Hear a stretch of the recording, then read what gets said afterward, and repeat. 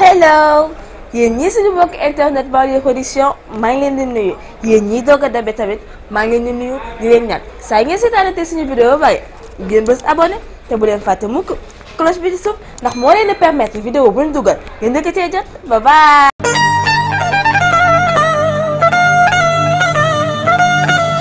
asalaamaaleykum yéen mbokk internet yi ñuy seetaan fii ci Banlieue Production comme ni ñu koy defee à chaque semaine rek tey jii nag moom ñu am gan goo xamante ne bii kenn dootu ko présenté gan goo xamante ne bii yaakaar naa ne marqué na empreinte am ci théâtre sénégalais wala ci film sénégalais wala ci cinéma sénégalais rek ñu di ko wax Abdou Lahad Ndiaye ñu gën ko xam ci Tan Bombé. ñu fàttali leen interview bi première partie bi mën nañu ko seetaan ci Banlieue Production deuxième partie bi Banlieue TV Sénégal sotti ceeg def ci la rek Abdou Lahad maa ngi lay nuyu. maa ngi lay fay bu baax sama grand di ziar bu baax waa Banlieue Production di nuyu waa Sénégal gépp di jiital ci nuyoo bi nag sama waajur wu jigéen yàlla na ko fi yàlla yàggal bu baax di ñaanal sama papa fa mu tëdd yàlla na ko yàlla jégal yàlla na suuf oyof ci kawam di gërëm sama sëriñ bu baax sëñ Aydara Mbàkke di nuyu waa Géejawaay gi yëpp ak partout képp koo xam ne yaa ngi Sénégal rek ak ñi nekk bitim réew di ñu safoo it ñu ngi leen di jaajëfal bu baax a baax di la nuyu yow mi di waxtaan ak man. macha allah Abdou Lahad comme ni ma ko waxee ci commencement bi kenn dootu la présenté fii tey ci Sénégal parce que bay nga sa waar ci waar wi mais su ma bëggoon xam tey kan mooy Abdou Lahad. waaw Abdou Lahad de moom ab taalibe la rek di ab Baay Faal di wax dëgg fa yàlla doomu Géejawaay juddoo Géejawaay yaroo Médina Fass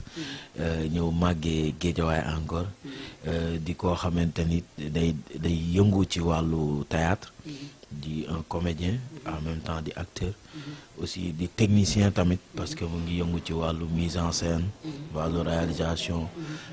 di yëngu ci yu bari macha allah ci business ak lépp kooku moom mooy Abdou Lahad Ndiaye. macha allah comme ni ñu ko waxee li nga wax kon sa diggante Géejawaay ba leen da nga cee taqarib mais su ma la bëggoon xam laaj la kon Tan Bombé tey la moo ko dugal ci théâtre Géejawaay la ko dabee wala Médina fa mu nekkoon la ko dabee. waaw théâtre nag presque mu ngi ma dabee Médina Fass am na école bu ñuy wax Saint-Pierre Julien Aymar ay école sœur la mu ngi nekk ginnaaw police 4e ci wetu école de la Fosse foofu la école Saint-Pierre Julien Aymar nekk foofu laa njëkk a defee théâtre xëy na fa la ma virus bi duggee parce que dañ daan def théâtre scolaire boobu maa ngi def C2 ñu koy wax 3e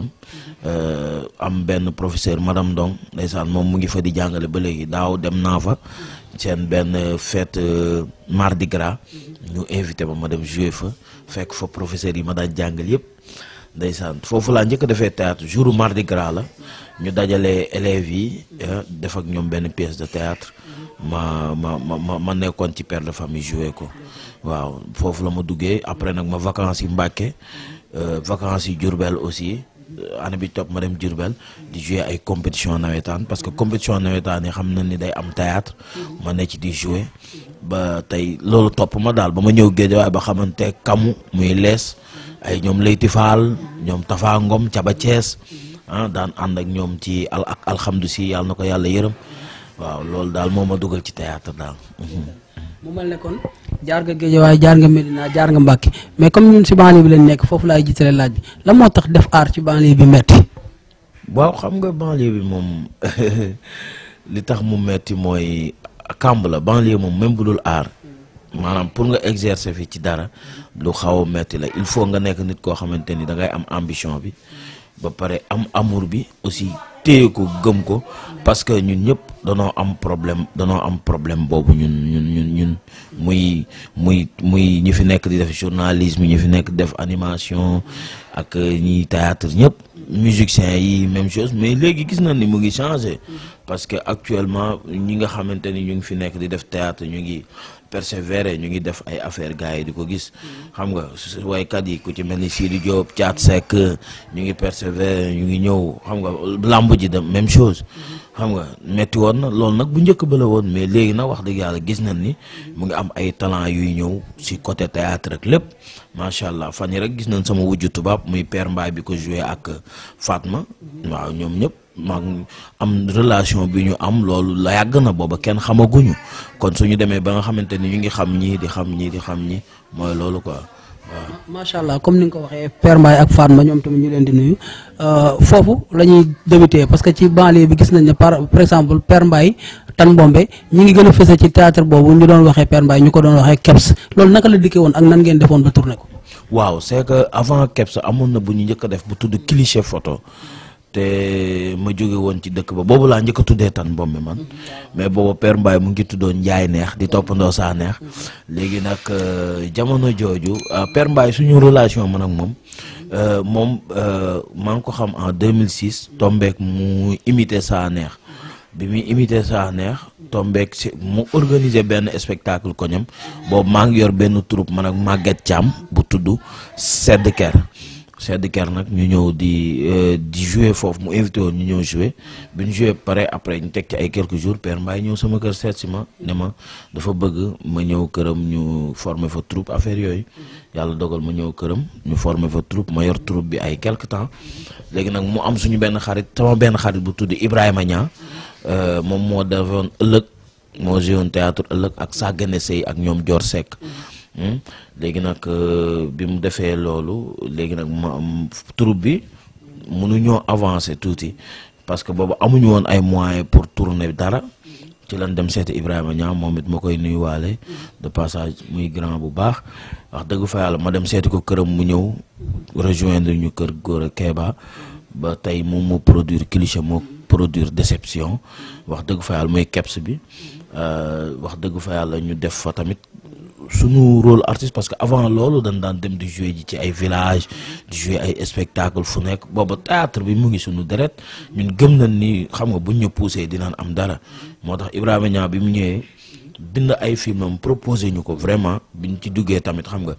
dem nañ ci fulla ak jom te lekkuñu ci ñaar dërëm mais booba ambition bi ak gëm-gëm bi ak bëgg a wane sa bopp xam nga yàlla dogal ñu def ko aussi tamit man ma sant ci yàlla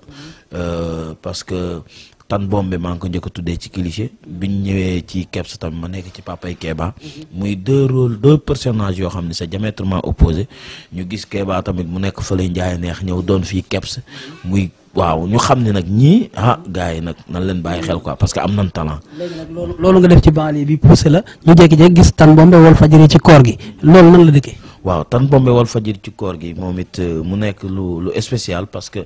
bi ñu nekkee Géejawaay di yëngu ci wàllu théâtre bi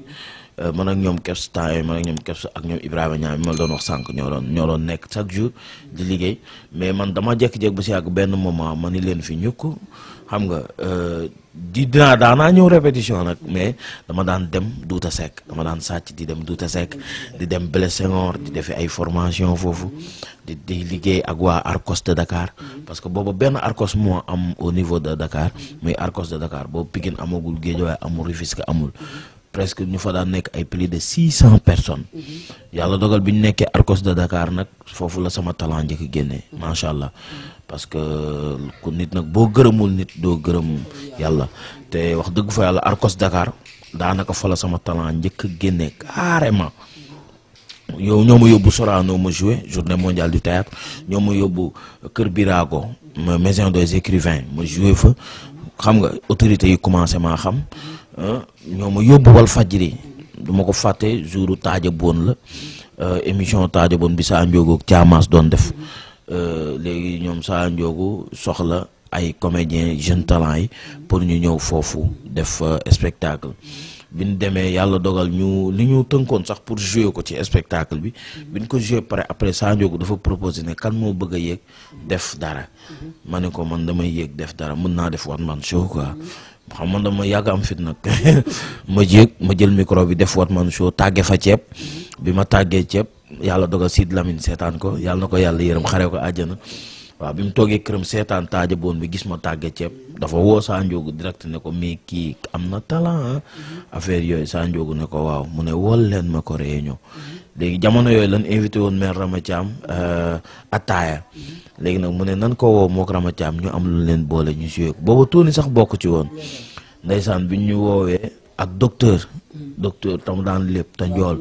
waaw Sa Ndiogou ne ko docteur mën na lépp mais pour mu jouer théâtre problème lay nekk léegi nan woo Tony ci lan woo Tony ci la koor gi commencé ba ni ñuy jógee Walfadjri di dem TFM seen jóge Walfadjri ñëw TFM doonoon fi coow lan moo ko andi woon tamit. waaw xam nga mooy li indi li dal ñëpp rek parce que tamit nit ki booy liggéey ci dara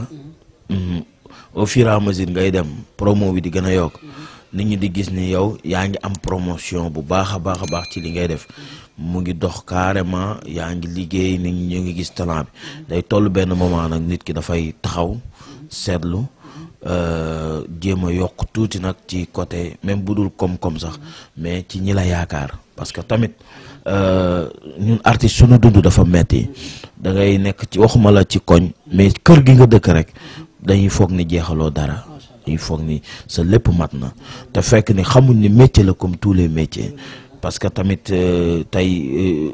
théâtre métier la parce que man dama naan bu fekkoon feeñ télé mooy tax am alal kon man ñiy def journal chaque heure xawma fu ñu jëm ñooñu xanaa kon ñooy moom réew mi waaw ndax waaw mais da nga gis comme ku mel ni Tan Bombe benn da nga war a étonné wu sax jaaxle da parce que da nga naan mais Tan Bombe lu tax at mi yëpp benn weer la ciy liggéey muy weeru koor yaa ngi comprendre kii fan lay jëlee sax lu mu dundee at mi yëpp xam nga mais ba tey nit ñi dañ lay bàyyi xel dañuy yaakaar ne am nga lu dul jeex fekk ni ce n'est pas ça dëgg la nag sag la lay may mais nag après waaw nit ñi duñ comprendre loolu muy ñi nga dëkkal muy sa waa koñ muy sa famille kenn dootu la yërëm quoi au fait léegi nag bi loolu amee ñu gis ni ñun ñu ngi liggéey Walf mais rentabilité bi bariwul donte ñu ngi ñuy fay ay cachet Walf moo tax ñu xam ndogul li mais nag dañuy tëral parce que chaque moment dafay am luy am muy barem yoo xamante ni nit ki daf ko war di fayeku surtout sponsor yi mu ngi yokk ñu ngi gis ni ñu ngi dugal xaalis amuñu ci avantage léegi nag ci lan dem Walfadjri proposer leen ne leen nag à part sunu cachet sponsor dañ ciy am parce que cachet bi mooy droit de diffusion bi jaar ci télé bi mais nag sponsor yi dañ ciy am nangam %, 10% bañ ñu waaw mais ñu tourné ba pare après sponsor bi mooy loolu xam nga ñu bañ ñu jox suñu xaalis sponsor Tony dem fa di tàngal ba xuloo commencé faa am xam nga xuloo moom fu mu xas a dugg rek waaw après day xaw dootul neex quoi même bu neexaatee sax du neex kaaw quoi léegi nag ci lan ne ñun nar ñoon sax dem TFM mais bi ñu toogee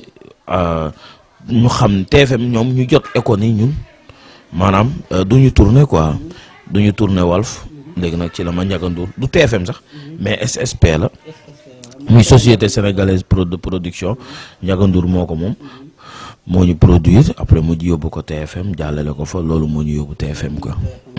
comme ni nga ko waxee sa commencement da ngay def mise en scène da ngay def réalisation à part théâtre bi yooyu tey ñu déggoon la ci téléfilm bii di Belle-Mère 2e saison bi yaa ngi ci continuer ba léegi wala. waaw maa ngi ci Belle-Mère maay def mise en scène bi actuellement même boo koy seetaan sax da ngay gis ñu bind metteur en scène Laxaat Njaay Tan entre parenthèses Tan xëy na peut-être ñu bari sax yàgg naa ko def mais ñu bari daaw ñu ci rendre compte parce que jamono jooju Laxaat Njaay rek ngay gis Laxaat Njaay te nit ñi comme que Tan Bombe lañ xam nga mais signature bi loolu lañ daan def léegi nag moo tax léegi Belle-Mère bi saison bi da ngay gis ñu bind Laxaat Njaay def entre parenthèses Tan maa ngi ci ba léegi maa ngi ci liggéey parce que ki ma ci liggéeyandoo sama frère la nekkoon na sama compagnie maa ko dugaloon sama compagnie mu ñuy bindal ci wàllu théâtre muy Modou Xaar Gueye gàddaay fii la dëkk ñu nekkoon ci di liggéey vraiment ba tey bi mu indee Belle-Mère mu am confiance aussi woo ma aussi xam na ni man mën naa yàlla may na ma ci loolu dara ma kii ko ma ñëw géreel ko mise en scène bi li ma ci gën a neex aussi mooy dama fekk ñoo xam ne samay professeur lañ waaw ñoo xam ne ay acteurs yoo xamante ni vraiment ñu ci bari tey jaar naa ci ñoom muy Père Willier muy Ablaye Diakhaté muy Yacine Sané bari na ñu ci nekk ñoo xamante ni ñu ngi ciy joué école nationale sax des arts lañ génnee d'ailleurs man ma nekk l'enfant de la rue nekk koo xamante ni tey fii laa ko waa banlieue bi laa nekkoon di takkale rek ñëw tey foofu di leen jox ay directives di wax def leen lii ak lii ak lii damay rus sax sérieux mu mel ne da nga dem bay diriger say professeur daal. waaw c'est ça quoi affaire bi dafa dem ba dafa waaw mooy loolu waaw mais daal sant yàlla la. loolu moom man dama ciy wax ci art rek la am. parce que tey bu doon ci beneen métier duñ ko nangu mais tey ci art rek ngay gis koo xam ne moo la jàngal ba pare ngay wëlbatu naan ko defal nii mu koy accepté mais Tan du ma la bàyyi foofu laay des ba tey yow nga nekk artiste di réaliser di kii di dund li nga xamante ni tey loolu la réalisateur yi di jooy loolu la metteur en scène yi di jooy ku mel ne ñoom Ibou Guèye parce que tey benn artiste day ñëw xañ na day jóge fee du xam dara nga def li ngay def ci moom ba Sénégal yëpp xam ko xañ na 8 heures la doon ñëw tournage mais léegi yow da ngay kale sa lépp woo ko tournage mu ne la damaa dem ngénte wala sama yaay moo ma yónni fekk xamul na yow fere nga xaaj bëri ci tournage boobu nga waroon def. wallaay loolu moom dëgg la parce que Sénégal cinéma moo fi xaw a metti gars yi dañuy gis ay sponsor sax da ngay gis koo xamante ni day toog télé di seetaan gis sponsor yi ñuy wàññi naan 1 2 man leen bu leemoon ba 50 sponsor film bi amul xaalis parce que xamuñ ni yow maanaam projet bi nga yor réalisation bi nan la toll ci xaalis li nga ciy frais boo ci génnee bëgg cee fay acteurs yi bëgg cee frais de tournage bi dépenses yeeg nangam ak nangam yenn détails boo ko ci génne yàlla xam na ni li nga ciy am doonul loo xamante ni mën na la satisfaire quoi aussi dinañ gis nit ki génn benn yoon ñaari yoon ñetti yoon ñu gis ni mu ngi commencé am changement ci habillement ci yor oto nangam ak nangam fekk ni ay nit ñu ko bëgg ñoo ko defal mais du série ba ñoo ko may wala tamit mu nekk loo xamante ni tey nit ki mun na ko sagoo parce que nit ci bari ñooy sagal seen bopp mais comme li nga wax noonu c'est très important ñun rek des fois daf ñuy dal c'est mun na ñàkk parce que nit ki day ñëw def casting bi mu defee casting booba kenn xamu ko te yàlla xam na ni ba muy ñëw di def casting sax moo paasal boppam yaa ngi comprendre ñëw toog di xaar ngeen ñëw pour mu def casting mais bu ñëwee bu defee casting nga jël ko après nga wane ko benn yoon ñaar yoon ñett yoon après day sax genn parce que écran moo mel noonu bu fekkee da nga xaw a kii tuuti rek da lay changer te man de pour man warul changer kenn nit ki moom da ngay war a naturel tous les jours da ngaa war a naturel di wax ni tamit ñoom ñu bàyyi loolu acteurs yi surtout jigéen ñi sax man laay gën a wax góor ñi sax problème bi bari ci jigéen ñi la ëppee góor ñi moom amul problème. góor ñi moom problème bi sax bariwul mais day gis jigéen boo xamante ni yéenay nekk di liggéey ngeen di ko nga koy jàppale wala nga bëgg mu am succès mais da nga koy defloo benn affaire sax après mu bañ. xam nga te loolu rafetul quoi loolu rafetul waaw loolu la ko. jëf yéen ñi abonné Banlieue Production bul fàtte activer cloche bi pour jot notification su la vidéo bi neexee bësal j'aime